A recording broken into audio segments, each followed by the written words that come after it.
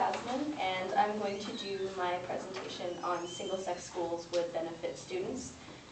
My secondary claims are because boys and girls learn very differently. I'm sure you guys know boys and girls use different parts of their brain. They are better at different subjects just naturally. Boys and girls are more willing to open up and are less self-conscious, especially when it's from elementary school to high school when they're still developing, and they're less self-conscious and more willing to do certain things that they wouldn't if there was the opposite sex there.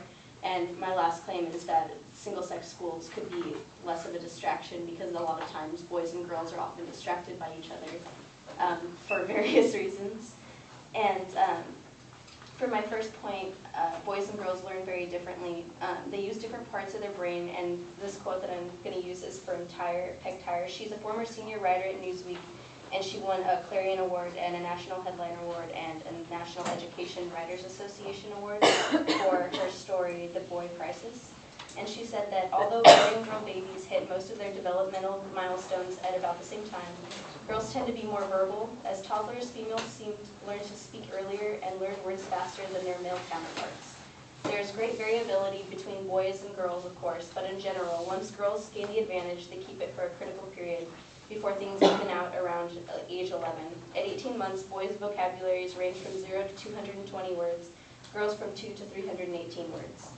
At 24 months, a girl's average vocabulary is 40% greater than a boy's, which of course is at a great disadvantage because if we're in the same classes together and boys need more help and they're not getting as much help and they're expected to be at the same level, it's a great disadvantage for them. Also, from Zamoski, studies showed that boys do learn differently than girls. Brain scans tell part of the story. In general, more areas of girls' brains, including the cerebral cortex, responsible for memory, attention and thought, and language, are dedicated to verbal functions. The hippocampus, a region of the brain critical to verbal memory storage, develops earlier for girls and is larger for women than it is for men. It thus has a great, profound effect for vocabulary and writing, and a greater cerebral cortex of boys' brains, on the other hand, is dedicated to spatial and mechanical functioning for the reason boys tend to learn better with movement pictures and not just words. For my next point, they would be more willing to open up is because from the point of view of girls in education, says Gill, the self-esteem explanation emerges somewhat as a blind alley in essential circular argument. Girls tend to have higher self-esteem when they come from single-sex schools than those from co-educational schools. And it's a lot of times because they are, I'm sorry. Jill Berry, president of the Girls School Association, said that girls are less self-conscious in single-sex schools. They are certainly more confident and they are much more likely to speak up for themselves and to volunteer to do things like sing as solo because they are less worried about what others, particularly boys, think of them. And we can express ourselves better, said Brett Landsberger, a 12-year-old 7th grader that they interviewed. It's like boys are different species. You walk by a girl's class and they're sitting all perfect, and you go into the boys' class and they're all over the floor. And also my last point is that it's less distracting. In an article, Co-ed versus Single-Sex Schools, Pros and Cons of Both, it says mixing of the sexes can also serve as a disadvantage for some students at co-ed schools. Students who are intimidated by the opposite sex may find it difficult to participate in class at co-ed schools, while others simply find the opposite sex to be a distraction from their academic work. And I'm sure a lot of you know, like when you are in co-ed schools, there's dating or there's other stuff going on, and a lot of times it distracts from the main point that we're here, which is to learn. And so overall, single-sex schools would benefit students because boys and girls are very different.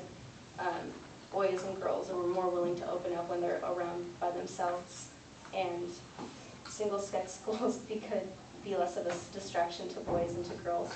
It's not necessarily unequal, but focus better to teach the same subject.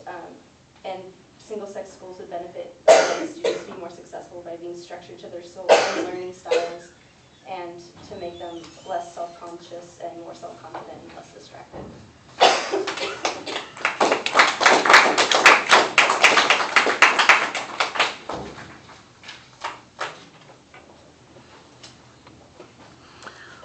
right, you state the claim pretty clearly. Your secondary issues, it sounds like you're going to label them, but it turns out to be really a series of explanations. You need to simplify those secondary points so they're clear declarative sentences, and then when you get to them, it'll be clear what your argument is.